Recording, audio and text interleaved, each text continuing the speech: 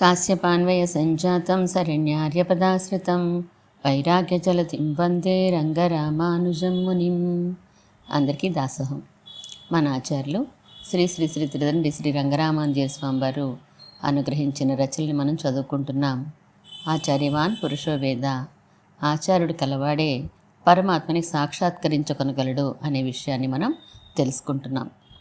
అందులో చాలా ముఖ్యమైనటువంటి ఈ గ్రంథం అసలు అవతరించడానికి ఎందుకు వచ్చింది అంటే ఆ గొప్పదైన విషయం చెప్పడానికే వచ్చింది. ఏంటండి ఆ గొప్పదైన విషయం? ఆచార్య అభిమానమే ఉత్తారకము అని బామ్మగారు మనవరాళ్ళిద్దరికీ చెప్పిన విధానాన్ని మనం తెలుసుకున్నాము. 36వ అధ్యాయంలో చరమ ప్రాప్య ప్రాపక నిర్ణయము అని చెప్పి 37వ అధ్యాయానికి వచ్చాము ఈరోజు. 37వ అధ్యాయంలో ప్రమాణాల గురించి, వేదము, ఆ వేదంలో మొదటి భాగము, రెండవ భాగము, ఆ వేదాన్ని ఉపబ్రహ్మణం చేసే అంటే వివరించేటువంటి ఇతిహాసాలు, పురాణాల గురించి బామ్మగారు మనవరాళ్ళకి ఇంకా వివరిస్తున్నారు. ఇద్దరికీ కూడా ఆ విషయాలు ఏంటో మనం తెలుసుకుందాం. బామ్మ, నువ్వు మాకు ఈ మధ్య వివరించిన వాటన్నిటిలో ఎక్కువగా రామాయణం, భారతం, పురాణాలు వీటిలోవే తీసుకున్నావేమి? వేదం గురించి పెద్దగా చెప్పలేదేమి అని అడిగింది తపస్విని ఆ మరుసటి రోజు ఖాళీగా ఉన్నప్పుడు. నిజమే, నువ్వు చెప్పినట్లు వేదం అనేది మనకి చాలా ముఖ్యమే, కాదనలేదు. వేదయతీతి వేద అని విద్ జ్ఞానే అనే ధాతువు నుంచి ఈ పదం పుట్టింది. తెలియచేయునది అని అర్థం. ఏం తెలియచేస్తుంది అంటే ఏ విషయం తెలియాలన్నా తెలుసుకునేవాడికి ఒక సాధనం, పరికరం ఉండాలి కదా. కన్ను, ముక్కు, చెవి, నాలుక, చర్మం, మనస్సు అనే సాధనాలతో కొన్ని విషయాలు తెలుసుకుంటాం. దానిని ప్రత్యక్షం అని అంటారు. ఊహ చేత మరికొన్ని తెలుసుకుంటాం. కొండ మీద పొగ ఉంటే నిప్పు ఉన్నది అని ఊహించడం అన్నమాట. దీనిని అనుమాన ప్రమాణం అని అంటారు. ఇన్ఫరెన్స్ అని మాట. ఇది కాక ఇంద్రియాలకి గోచరం కాని విషయాల్ని తెలుసుకోవాలంటే శబ్ద ప్రమాణం అంటారు. అంటే ఆప్తవాక్యం అని కూడా అంటారు. అదే వేదం అన్నమాట. దీనిని బట్టి దేవతలు, పరమాత్మ మొదలైన ఇంద్రియాతీత విషయాలు అంటే ఇంద్రియాలకి అందనటువంటి విషయాలు తెలుస్తాయి ఈ వేదం ద్వారా అన్నారు బామ్మగారు. ప్రత్యక్షం, అనుమానం, శబ్దం ఈ 3 రకాలైనా ఇంకా ఏమైనా ఉన్నాయా విషయాల్ని తెలుసుకునే సాధనాలు అడిగింది యశస్విని. ఉన్నాయి, కానీ అవంత ముఖ్యమైనవి కాదని అనిపిస్తుంది. మిగిలినవి ఎన్ని ఉన్నా వాటన్నిటినీ ఈ 3 కలిపేసుకోవచ్చు అన్నారు బామ్మగారు. మనం కలిపేసుకోవచ్చు అంటాం, అలా కాదు అన్నవాళ్ళు ఉన్నారా? ఉంటే వాళ్ళెవరు అడిగింది యశస్విని. ప్రత్యక్షమేకం చార్వాకాః కణాదసు గతే పునః అనుమానంచ తత్సాహు సాంఖ్యాశబ్దంచ తే అపి న్యాయైకదేశినో ప్యేవం ఉపమానంచ కేచన అర్థాపత్యాసహైతాని చత్వార్యాః ప్రభాకరః అభావషష్టాన్యేతాని వాట్టవేదాంతినస్తథా సంభవ ఐతిహ్యయుక్తాని తాని పౌరాణికా విదుః అని ఒక ప్రసిద్ధ శ్లోకం ఉన్నది. చార్వాకులు అనేవారికి ప్రత్యక్షం ఒక్కటే ప్రమాణం, అంటే విషయాల్ని తెలుసుకునే సాధనం. వైశేషికులకి, బౌద్ధులకి ప్రత్యక్షం, అనుమానం 2 ప్రమాణాలే. సాంఖ్యులకి, నైయాయికులలో భూషణ మతం వారికి ప్రత్యక్షం, అనుమానం, శబ్దం ఈ 3 ప్రమాణాలు. నైయాయికులలో ఉదయనుడి మతం వారికి ప్రత్యక్షం, అనుమానం, శబ్దం, ఉపమానం అవి కూడా ప్రమాణాలు. ఉపమానం అంటే గవయం అనే మృగం ఎలా ఉంటుందో మనకి తెలియకపోయినా గోవులా ఉంటుందని ఎరిగి గోవు పోలికలు కనిపించిన మృగం అడవిలో కనిపించగానే అది గవయం అని తెలుసుకోవడం. మీమాంసకులలో ప్రభాకరుడి మతం వారికి ప్రత్యక్షం, అనుమానం, శబ్దం, ఉపమానం, అర్థాపత్తి అనే 5 ప్రమాణాలు. దేవదత్తుడు పగలు భోంచేయడు కానీ బలిసి ఉన్నాడు అని ఎవరైనా చెప్తే అయితే రాత్రిపూట భోంచేస్తాడని తెలుసుకోవడం అర్థాపత్తి అవుతుంది. మీమాంసకులలో భాట్టుని మతం వారికి, మాయావాదులకి అంటే అద్వైతులకి ప్రత్యక్షం, అనుమానం, శబ్దం, ఉపమానం, అర్థాపత్తి, అనుపలబ్ధి అనే 6 ప్రమాణాలు అంగీకరిస్తారు. గ్లాసు ఉంది అని కంటితో చూసి తెలుసుకోవడం ప్రత్యక్షమైతే, గ్లాసు లేదని ఎలా తెలుసుకోవడం అని ప్రశ్నించుకొని 6వ ప్రమాణం బయలుదేరింది. గ్లాసు కంటికి కనిపించలేదు కనుక అది లేదు అని తెలుసుకోవచ్చు అని నిర్ణయించడం ఈ 6వ ప్రమాణం అనుపలబ్ధి అనేది. పౌరాణికులకి ప్రత్యక్షం, అనుమానం, శబ్దం, ఉపమానం, అర్థాపత్తి, అనుపలబ్ధి, సంభవం, ఐతిహ్యం అని 8 ప్రమాణాలు. 1000 రూపాయలున్న వారి దగ్గర 100 రూపాయలు కూడా తప్పక ఉంటాయని తెలిస్తే సంభవం అని, ఎవరు చెప్పారో తెలియకపోయినా ప్రసిద్ధిలో ఉన్న జనం మాట, చింత చెట్టు మీద దెయ్యం ఉందట, అట అట అని చెప్పుకుంటామే, అది ఐతిహ్యం అని అంటారు. ఇలా ఎవరెవరి బుద్ధిని అనుసరించి వారు ప్రమాణాలని నిర్ణయించుకున్నా, మనం ప్రత్యక్ష, అనుమాన, శబ్ద ప్రమాణాలు 3 చాలు అని తీసుకుని మిగిలిన 5 ఈ 3 అంతర్భవింప చేసేస్తాం అన్నారు బామ్మగారు. ప్రత్యక్షం, అనుమానం అంటే తెలిసిపోతున్నాయనుకో, శబ్దం అంటే వేదం ఒక్కటేనా, ఇంకా ఏమైనా ఉన్నాయా అడిగింది తపస్విని. ఇంకా ఉన్నాయి, ఆప్తవాక్యాలు. మనకి హితం చేయాలని మాత్రమే అనుకునే ఎవరైనా మనకి ఆప్తులు అవుతారు. వారందరూ చెప్పినవన్నీ ఆప్తవాక్యాలే. స్మృతులు, ఇతిహాసాలు, పురాణాలు ఇవన్నీ మహర్షులు వ్రాసినవి కదూ, వారందరూ మనకి ఆప్తులే అన్నారు బామ్మగారు. వీటిలో ఏది బలమైన ప్రమాణం అవుతుంది అడిగింది తపస్విని. వేదే కర్త్రాద్యభావాత్ బలవతి నయైస్త్వన్ముఖే నీయమానే తన్మూలత్వేన మానం తదితరదఖిలం జాయతే అన్నారు. అంటే కర్త వ్రాసినవాడు లేకపోవడం వలన ఆ కర్త ద్వారా తప్పనిసరిగా సంక్రమించే దోషాలు వేదానికి ఉండవు. అందుచేత భగవంతుణ్ణి సామాన్యంగానూ విశేషంగానూ కూడా ప్రతిపాదించే వేదం మిగిలిన వాటికన్నా బలమైనది. స్మృతులు, ఇతిహాసాలు, పురాణాలు వేదాన్ని అనుసరించే వ్రాయబడ్డాయి అన్నారు బామ్మగారు. అంటే స్మృతులు, ఇతిహాసాలు, పురాణాలు చెప్పే విషయాలన్నీ వేదంలో ఉంటాయా అడిగింది యశస్విని. ఉంటాయి, అందుకే వాటిల్లో వ్రాసినవి కరెక్టా కాదా అని వేదంలో వెరిఫై చేసుకోవచ్చు. కానీ వేదంలో ఉన్న దానిని మరి దేనిలోనూ వెరిఫై చేసుకోనక్కర్లేదు కనుక వేదాన్ని స్వతః ప్రమాణం అని అంటారు అన్నారు బామ్మగారు. ఈ విషయాలన్నీ ఎందుకు చెప్తున్నావు ఇప్పుడు అడిగింది తపస్విని. నేను మీకు ఇన్నాళ్ళు చెప్పిన విషయాలు వేద సమ్మతం అయినవే అని స్పష్టంగా మీకు తెలియడానికి అన్నారు బామ్మగారు. వేదానికి కర్త అంటే వ్రాసినవాడు లేడన్నావు సందేహంగా అడిగింది యశస్విని. అవును, అది అపౌరుషేయం అంటే పురుషుని వలన తయారైంది కాదు. పురుషుడు అంటే ఆత్మ, పరమాత్మ అని 2 అర్థాలున్నాయి. తనంత తనే ఉన్నది వేదం. భగవంతుడు ఎలా అయితే అన్ని దోష గుణాలకి దూరమైనవాడు, అన్ని కళ్యాణ గుణాలకి నిలయం అయినవాడు కనుక సకర ఇతర విలక్షణుడు అని ఎలా గ్రహిస్తామో, అలాగే వేదం కూడా అపౌరుషేయం అవడం వలన, నిత్యం అవడం వలన అన్ని ప్రమాణాల కంటే విలక్షణమైనది అన్నారు బామ్మగారు. ఇది ఈ వేదం అపౌరుషేయం అని ఎలా తెలుస్తుంది అడిగింది యశస్విని. యజుర్వేదంలో 2:6:62లో వాచా విరూప నిత్యయ అని వేదం నిత్యం అంటే పుట్టుకలేనిది, నాశం లేనిది అని తెలుస్తుంది.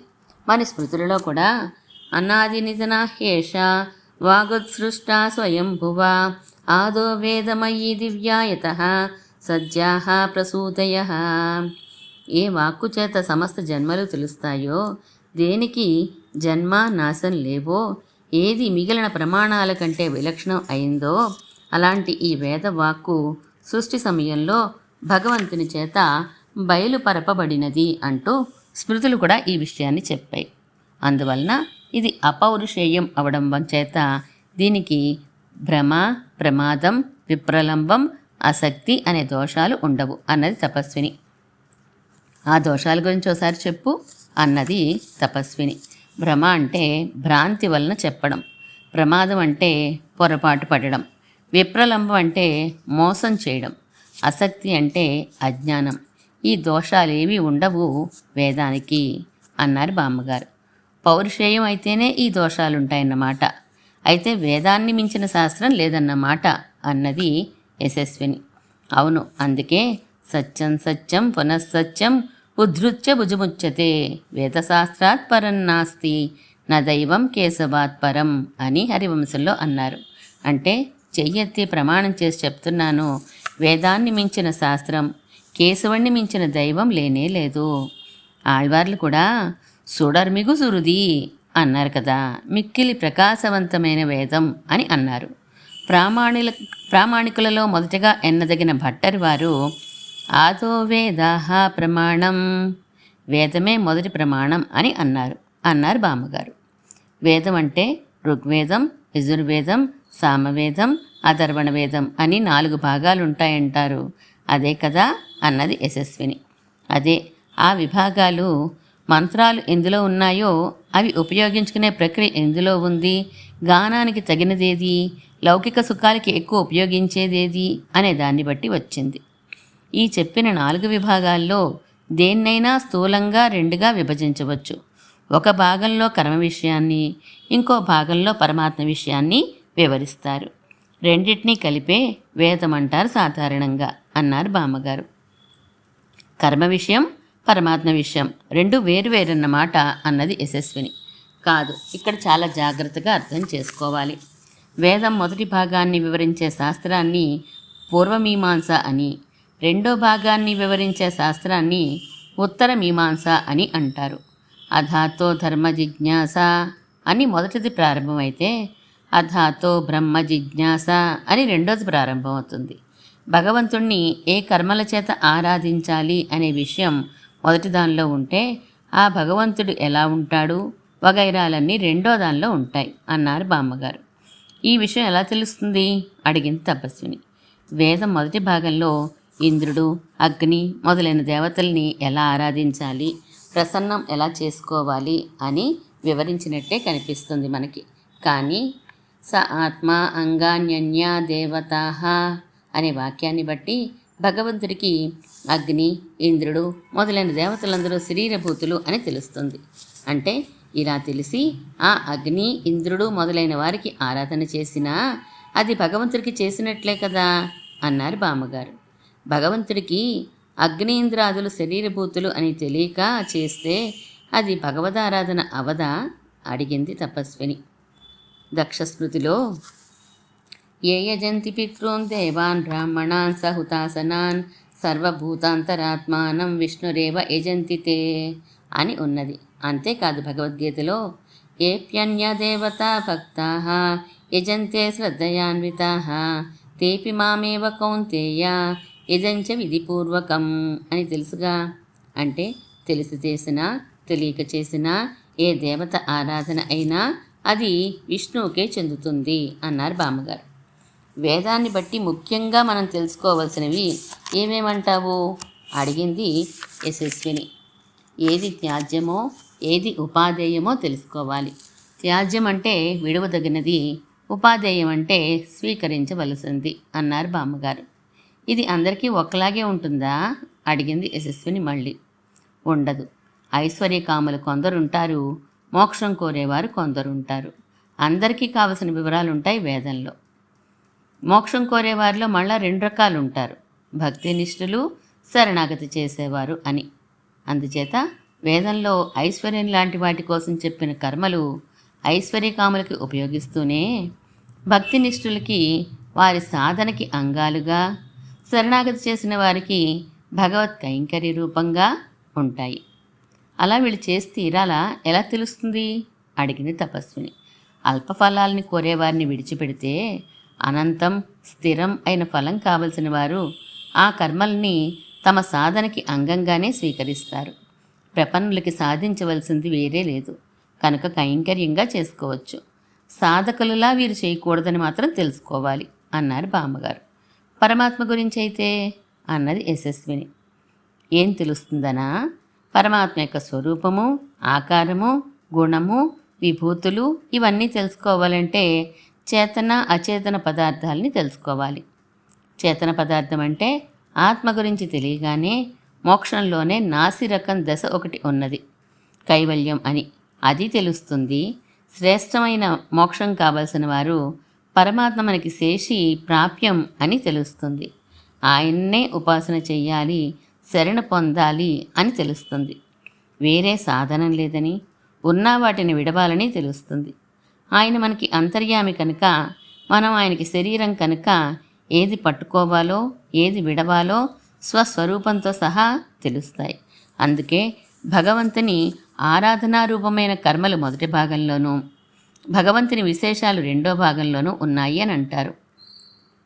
త్వదర్చా విధిం ఉపరి పరీక్షీయతే పూర్వభాగః ఊర్ధ్వభాగం త్వదీహా గుణ విభవ పరిజ్ఞాపనై త్వత్పదాప్తౌ అన్నారు. అంటే వేద పూర్వభాగాన్ని ఆరాధన చెప్తుంది, ఉర్దుభాగాన్ని గుణగణాలను చెప్తూ నిన్ను పొందించే ఉపాయాన్ని చెప్తోంది అని అర్థం అన్నారు బామ్మగారు.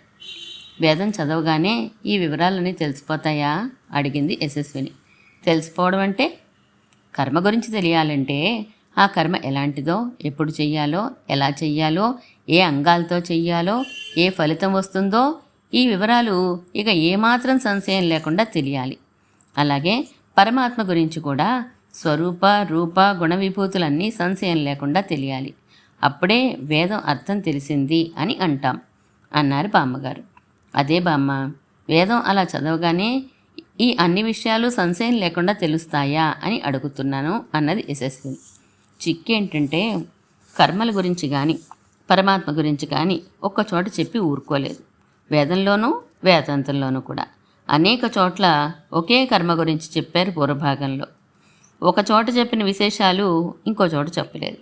అందుచేత ఒక కర్మస్వరూపం, అంగాలు, ఫలం పూర్తిగా తెలియాలంటే అన్ని వేద శాఖలు సంపూర్ణంగా అధ్యయనం చేసి ఎక్కడెక్కడ ఉన్న వివరాలు సేకరించి ఒకే కర్మ గురించి భిన్నంగా విరుద్ధంగా చెప్పి ఉంటే ఆ విరోధాన్ని పరిహరించి ఒక కర్మస్వరూపాన్ని నిర్ణయించాలి. ఇలా అన్ని కర్మల స్వరూపం నిర్ణయించబడితే అప్పుడే వేదం పూర్వభాగం సంశయం లేకుండా తెలిసినట్లు. దీనినే సర్వశాఖ ప్రత్యయ న్యాయం అని అంటారు అన్నారు బామ్మగారు. అబ్బో, చాలా కష్టమే. బ్రహ్మ గురించి అంటే పరమాత్మ గురించి తెలియడానికి ఇంత కష్టం అక్కర్లేదేమో అన్నది తపస్విని. ఎందుకు అక్కర్లేదు? అది ఇలాగే ఉంటుంది. ఒక్కో చోట చెప్పినది ఇంకో చోట తేడాగా కనిపిస్తుంది. అందుచేత అక్కడ కూడా ఇలాగే అన్ని శాఖలు తిరిగి ఫైనల్ చెయ్యాలి. ఇది బ్రహ్మస్వరూపమని, దానిని సర్వ వేదాంత ప్రత్యయ న్యాయం అని అంటారు అన్నారు బామ్మగారు. ఈ లెక్కనైతే మహామతులైన ఋషులకి తప్ప వేదం అర్థం తెలియడం సాధ్యం కాదేమో అన్నది యశస్విని. కాదు, అందుకే మహర్షులు వ్రాసిన స్మృతి, ఇతిహాస, పురాణాలని అనుసరించే వేదం అర్థం నిర్ణయించబడాలి అని నియమం.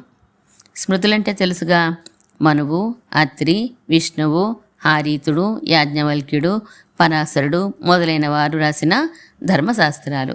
ఇతిహాసాలంటే వాల్మీకి రాసిన రామాయణము, వ్యాసుడు వ్రాసిన మహాభారతము.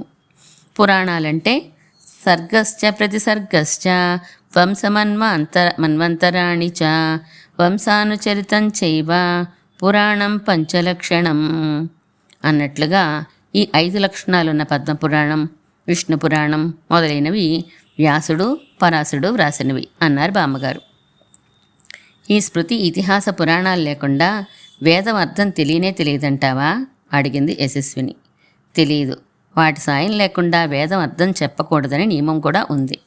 కొంచెం వేదం చదువుకోగానే నాకంత తెలిసిపోయిందని తనని వ్యాఖ్యానం చేయడానికి సిద్ధపడతామేమో అని వేదం భయపడుతుందట.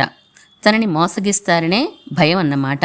అందుకే ఇతిహాస పురాణాభ్యాం వేదం సముపబృంహయేత్ విభేత్యల్ప సుతాద్వేదో మామయం ప్రతరిష్యతి. ఇతిహాస పురాణాలని తీసుకునే వేదాన్ని ఉపబ్రహ్మణం చెయ్యాలి అంటే అర్థాన్ని వివరణ తెలుసుకోవాలి అని అర్థం అన్నారు బామ్మగారు. అయితే నువ్వు మాకెన్నాళ్ళు పురుషకారం వైభవం మొదలుకొని ఆచార్య అభిమానం వరకు చెప్పిందంతా ఇలా ఈ ఉపబ్రహ్మణాలతో చెప్పావన్నమాట అన్నది తపస్విని. చిన్నగా నవ్వారు బామ్మగారు. వేదం చెప్తాను రా అంటే వస్తారా మీరు? అందుకే ఇతిహాస పురాణాల్లో ఉండే వేద విషయాల్ని ఇలా చెప్పాను అన్నారు బామ్మగారు. మరి వేదం 2 భాగాలన్నావు కదా, దేని చేత ఏది వివరించబడుతుంది అడిగింది యశస్విని. స్మృతులు అంటే ధర్మశాస్త్రాలు వేదం పూర్వభాగాన్ని వివరిస్తే ఇతిహాస పురాణాలు వేదం ఉత్తర భాగాన్ని ఉపబృంహణం చేస్తాయి అన్నారు బామ్మగారు. అయితే స్మృతుల్లో పరమాత్మ గురించి, ఇతిహాస పురాణాల్లో కర్మల గురించి ఉండవా అడిగింది యశస్విని. ఉండకపోదు, కానీ స్వల్పం. ప్రధానంగా స్మృతుల్లో కర్మల స్వరూపం, ఇతిహాస పురాణాల్లో బ్రహ్మస్వరూపం ఉంటాయి. అందుచేత అలా నిర్ణయించారు. ప్రాయేణ పూర్వభాగార్థ పూర్ణం ధర్మశాస్త్రత ఇతిహాస పురాణాభ్యాం వేదాంత అర్థ ప్రకాశ్యతే. అంటే అర్థం ఇదే అన్నారు బామ్మగారు. పూర్వభాగానికి వివరణ స్మృతులు అన్నావు కనుక ఇబ్బంది లేదు. మరి ఉత్తర భాగానికి ఇతిహాసాలు పురాణాలు అని 2 ఉన్నాయి అంటున్నావు. అందులో ఏది బలమైనది అని అడిగింది తపస్విని. ఇతిహాసమే ప్రబలమైనది. అంటే పురాణాల్లో ఎక్కడైనా ఇతిహాసాల్లో చెప్పిన దానికి విరుద్ధంగా చెప్తే ఆ భాగాన్ని పురాణాల్లో వదిలి ఇతిహాసంలో చెప్పిన దానినే ప్రమాణంగా తీసుకోవాలి. కారణం ఉన్నది. ఇతిహాస పురాణం పంచమం అని. అలాగే ఇతిహాస పురాణాభ్యాం అంటూ ఎప్పుడూ ఇతిహాస పురాణాలకి ద్వంద్వ సమాసం చేసినా ఇతిహాసాన్నే ముందు చెప్తారు అన్నారు బామ్మగారు. తప్పే ఉంది? అంత మాత్రాన ఇతిహాస బలం అని రుజువు అవుతుందా? ద్వంద్వ సమాసానికి 2 నియమాలున్నాయే చెల్లి. దేనిలో తక్కువ అక్షరాలుంటే ఆ పదాన్ని ముందు పెట్టాలి అని మొదటి నియమం. రామలక్ష్మణులు అని ఎందుకంటాం, లక్ష్మణరాములు అని ఎందుకనం అంటే రామ పదంలో లక్ష్మణ పదంలో కంటే తక్కువ అక్షరాలు కనుక. అదే నియమం ఇక్కడ పాటింపచేయి. ఇతిహాసంలో కన్నా అక్షరాలు పురాణంలో అక్షరాలు తక్కువ. అయినా పురాణ ఇతిహాసాలు అని వాడరు ఎక్కువగా. ఇతిహాస పురాణాలు అనే వాడతారు. కారణం 2వ నియమం వలన వస్తుంది. ఏది గౌరవనీయం అయినది, పూజనీయం అయింది అవుతుందో అది ముందు ఉండాలి. తల్లిదండ్రులు, సుఖదుఖాలు అన్నప్పుడు 2 పదాలు ఒకే రకమైన అక్షర సంఖ్యలో ఉన్నా ఎవరు ఎక్కువ గౌరవనీయులో, ఏది ఎక్కువ ఆదరణీయమో అదే ముందు చెప్తాం. అందుకే ఇతిహాస పురాణాభ్యాం అని వాడకం అధికంగా ఉంది కనుక ఇతిహాసమే ప్రబలం అయినది అన్నది బామ్మ.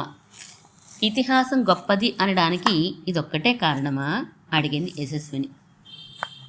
కాదు, ఇంకా ఉన్నాయి 3 కారణాలు. మొదటి కారణం, పురాణాలన్నిట్లోనూ ఇతిహాసాలని చాలా చాలా శ్లాఘించారు.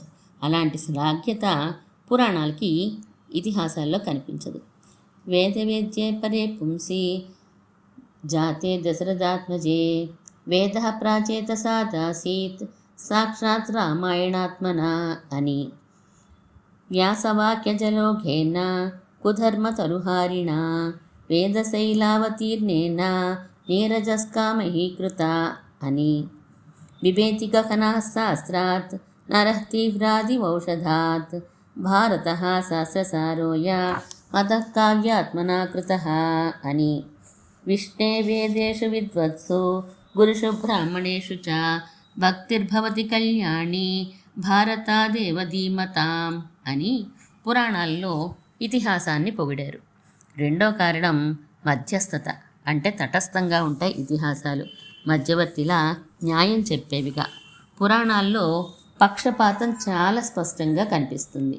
యస్మిన్ కల్పేతు యత్ ప్రోక్తం పురాణం బ్రహ్మణా పురా తస్య తస్యతు మాహాత్మ్యం తత్స్వరూపేణ వర్ణ్యతే అని.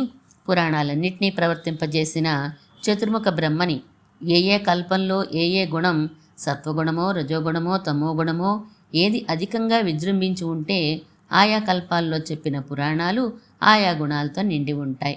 అందుచేత ఆ గుణాలు కలిగిన దేవతల్ని పెద్ద చేసి చెప్పడం జరిగింది ఆయా పురాణాల్లో. అందుచేత పక్షపాతం తప్పనిసరిగా వచ్చేసిందన్నమాట, గుణాల ప్రభావాన్ని అనుసరించి. 3వ కారణం యథార్థ దర్శన సామర్థ్యం, యథాదృష్టార్థ వాదిత్వం. తాను యథార్థాన్ని తెలుసుకోగలగడం, తెలిసిన దాన్ని చెప్పగలగడం. ఈ 2 వాల్మీకి, వ్యాసుల వారికి అధికం కనుక ఇతిహాసాలకి ప్రాధాన్యత బాగా ఎక్కువ. ఈ విషయాన్ని మన పెద్దలు పుండ్రీకాక్షులు భట్రవారు కూడా నిర్ణయించి తత్వ నిర్ణయ గ్రంథంలోనూ అలాగే విష్ణు సహస్రనామ భాష్యంలోనూ స్పష్టంగా అనుగ్రహించారు అన్నారు బామ్మగారు. అయితే ఇతిహాసాలైన రామాయణ భారతాల్లో ఏది ప్రబలం అంటావు అడిగింది తపస్విని. ఈ విషయం అయిపోయింది, ఇదివరకే బామ్మ చెప్పేసింది. మొట్టమొదట్లో నేను గురువుగారి దగ్గర నుంచి కోపంగా వచ్చిన 2 రోజులకి కలిసి కూర్చున్న పెరట్లో గుర్తుందా అప్పుడు అయిపోయిందే చర్చ, రామాయణమే బలమని నిర్ణయించాం అన్నది యశస్విని. అవును కదూ అన్నది తపస్విని కూడా. నవ్వుతూ లేచారు బామ్మగారు. పనుందర్రా అంటూ లేచారు. ఇక్కడతో 37వ అధ్యాయం పూర్తయింది. 38వ అధ్యాయాన్ని, ఆఖరి అధ్యాయాన్ని తర్వాత చదువుకుని ఈ గ్రంథాన్ని పూర్తి చేసుకుందాం. శ్రీమన్మహాభూతపురే శ్రీమత్కేశవ యజ్వరః కాంతిమత్యాం ప్రసూతాయ యతిరాజాయ మంగళం.